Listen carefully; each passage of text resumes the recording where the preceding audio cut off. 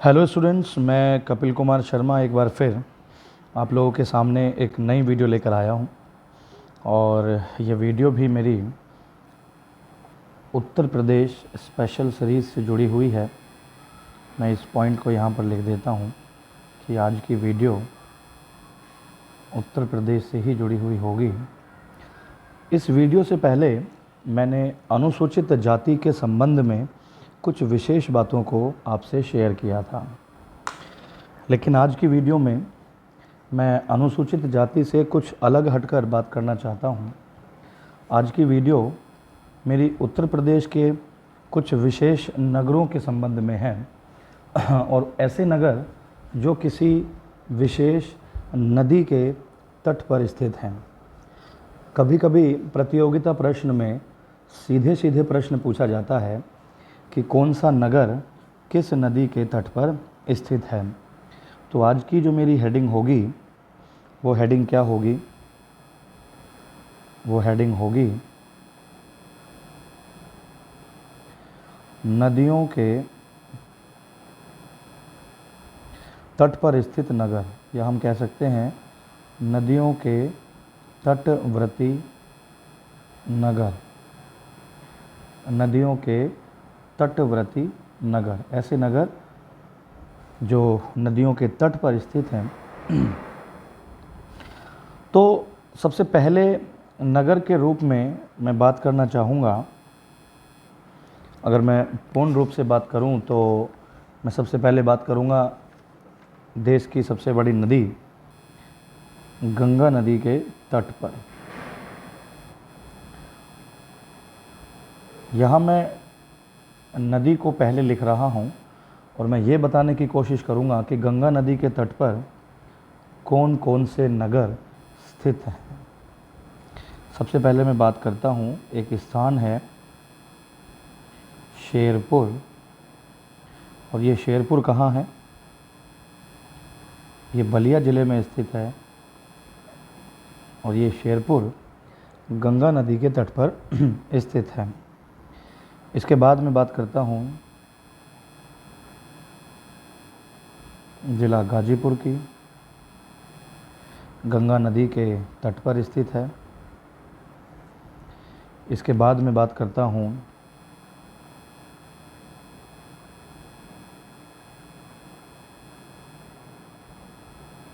वाराणसी की।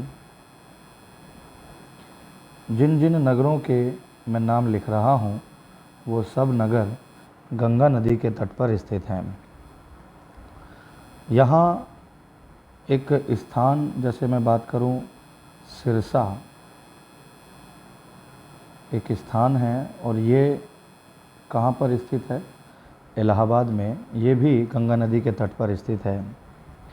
इलाहाबाद का एक स्थान और है, बहुत ही फेमस, बहुत ही प्रसिद्ध नगर, श्रृंगबेरपुर। श्रृंगबेरपुर, ये भी हम लोग कह सकते हैं कि इलाहाबाद में स्थित है और ये स्थान गंगा नदी के तट पर स्थित है। एक स्थान और है काला कांकर। ये स्थान प्रतापगढ़ में है। ये स्थान प्रतापगढ़ में है। उसके बाद हम लोग बात करते हैं डलमऊ की। ये स्थान रायबरेली में स्थित है। अगले स्थान की बात करते हैं बक्सर की।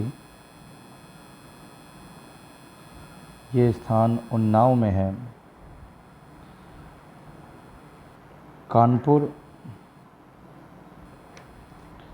कानपुर की अगर बात करूं तो कानपुर में एक स्थान है बिठूर, एक स्थान है बिल्लौर। इसके बाद एक अगला स्थान है किसी दूसरे ज़िले का। मैं बात करता हूं फतेहगढ़ की। फतेहगढ़ कहाँ पर स्थित है? फर्रुखाबाद में स्थित है। एक स्थान है कछला घाट।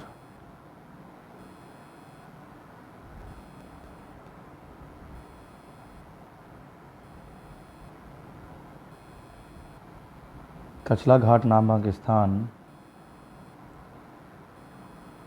बदायूं ज़िले में स्थित है। एक बात करते हैं हम लोग अनूप शहर की। अनूप शहर बुलंदशहर ज़िले में स्थित है। इसके बाद हम लोग बात करते हैं गढ़मुक्तेश्वर की।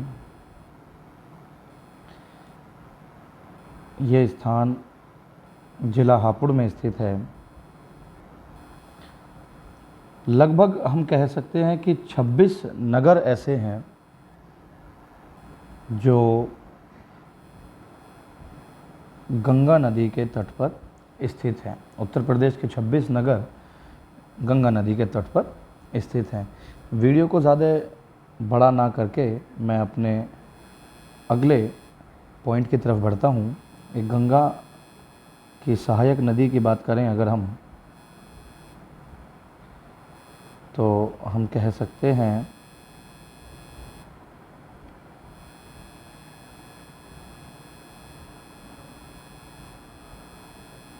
रामगंगा नदी। रामगंगा नदी के तट पर कौन कौन स्थित है, इस विषय में बात करने की कोशिश करेंगे। रामगंगा नदी के तट पर 2 नगर हैं।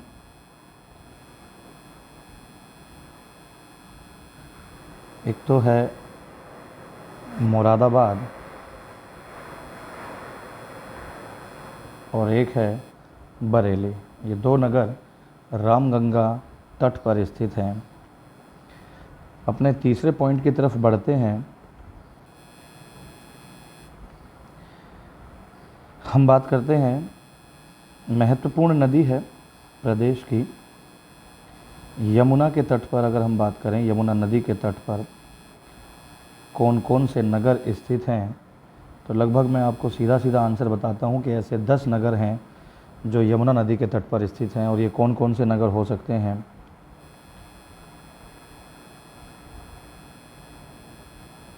इलाहाबाद। इलाहाबाद को मैं हर बार बताता हूं कि इसका नाम चेंज करके प्रयागराज कर दिया गया है। एक अगला ज़िला है कौशाम्बी, हमीरपुर,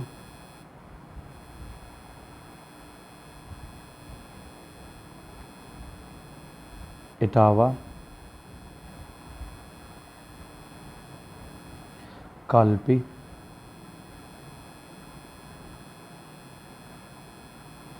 बटेश्वर, आगरा, मथुरा, पवित्र स्थान वृंदावन,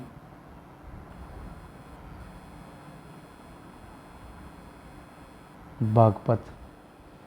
कितने हो गए? 1 2 3 4 5 6 7 8 9 10। लगभग 10 नगर यमुना नदी के तट पर स्थित हैं। हम अपने अगले क्वेश्चन की तरफ बढ़ते हैं। अगला क्वेश्चन जो है 4th नंबर का, इस नदी से भी बहुत सारे क्वेश्चन पूछे जाते हैं। हम बात कर रहे हैं यमुना नदी के तट पर कौन कौन से नगर स्थित हैं। तो इसके विषय में महत्वपूर्ण ज़िले जौनपुर,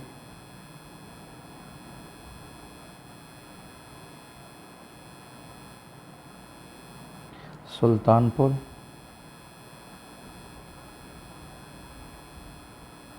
और लखनऊ। ये ज़िले गोमती नदी के तट पर स्थित हैं।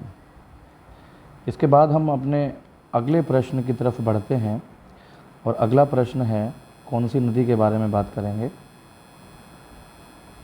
सरयू नदी के तट पर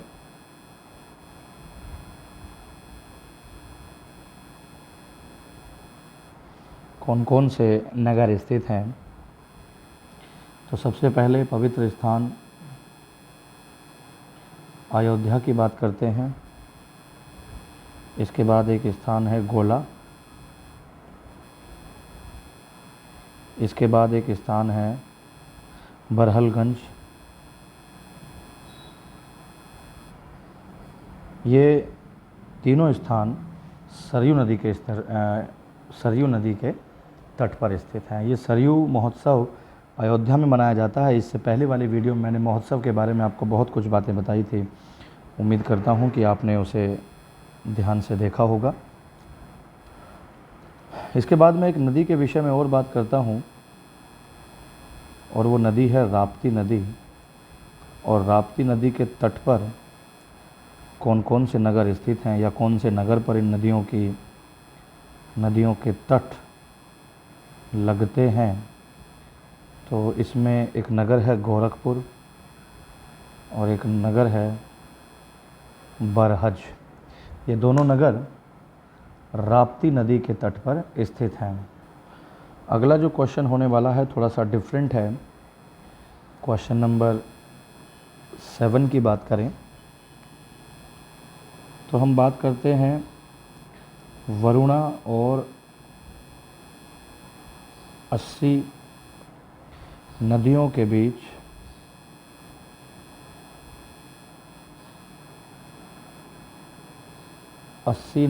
के मध्य तथा हम विशेषतः बात करें तो गंगा के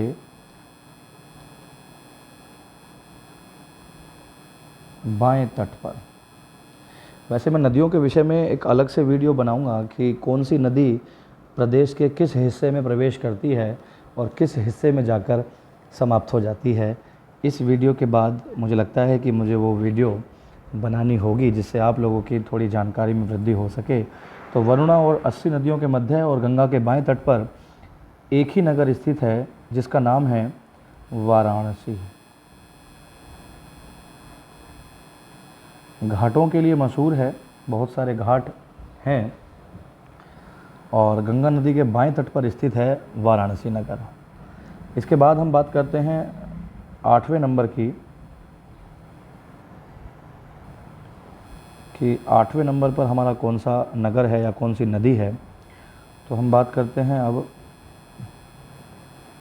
केन नदी के तट पर।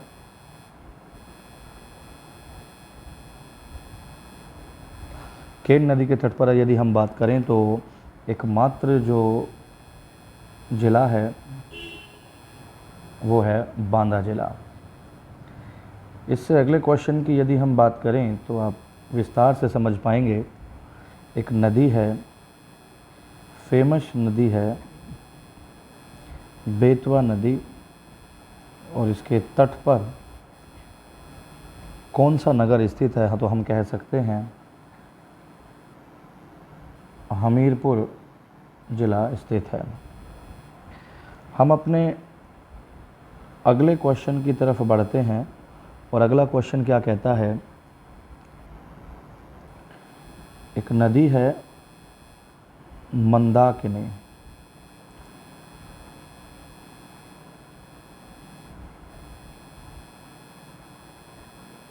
कहीं कहीं पर इसका नाम पयस्विनी भी लिखा हुआ है, तो आप थोड़ा सा इस नदी के नाम पर भी ध्यान दें। क्वेश्चन परिवर्तित होकर भी आ सकता है। पयस्विनी या मंदाकिनी तट पर अगर हम बात करें तो एक बहुत ही फेमस स्थान चित्रकूट, यहाँ मैं चित्रकूट नामक एक नगर है जो पयस्विनी और मंदाकिनी नदी के तट पर स्थित है। हम अपने अगले क्वेश्चन की तरफ बढ़ने की कोशिश करते हैं। 11वें नंबर का क्वेश्चन है सई नदी के तट पर।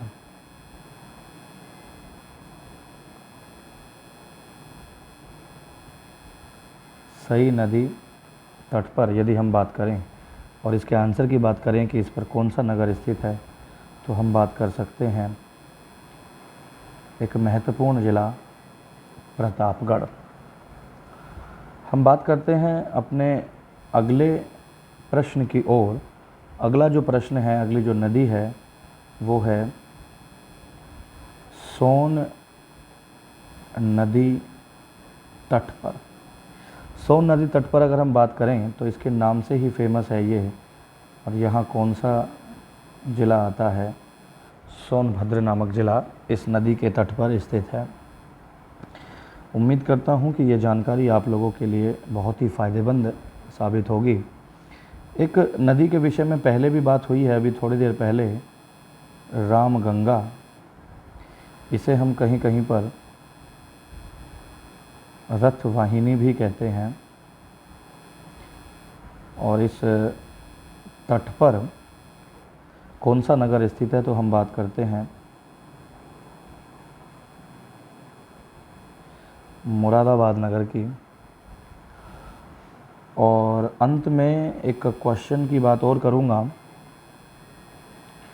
हिंडन नदी, इसे किसी किसी जगह पर हरनंदी भी कहा जाता है। और इसके तट पर कौन कौन से नगर स्थित हैं? इसके तट पर स्थित है प्रसिद्ध गाज़ियाबाद,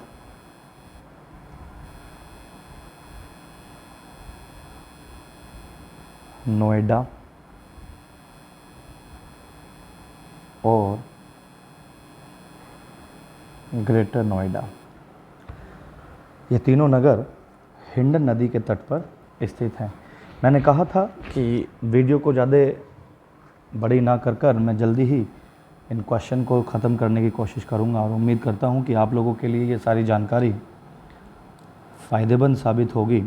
आप लोगों से रिक्वेस्ट करता हूं कि चैनल को लगातार सब्सक्राइब करते रहें, जिससे आगे आने वाली वीडियो आप लोगों तक समय रहते मिल सके। मैं आपसे एक क्वेश्चन करना चाहता हूं इस वीडियो के अंत में। वैसे तो मैं अगली वीडियो बनाऊंगा, लेकिन फिर भी आप इस क्वेश्चन के आंसर को ज़रूर सर्च करें कि अगर हम बात करें गंगा नदी की, तो गंगा नदी यूपी में कौन से ज़िले से प्रवेश करती है और कौन से ज़िले में इस गंगा नदी का अंत होता है, मतलब निकास होता है कौन से ज़िले से। तो इस क्वेश्चन का जो आंसर है आप वीडियो के कमेंट सेक्शन में जाकर बता सकते हैं। उम्मीद करता हूँ कि इसका आंसर आप जल्दी ही सर्च करेंगे। धन्यवाद।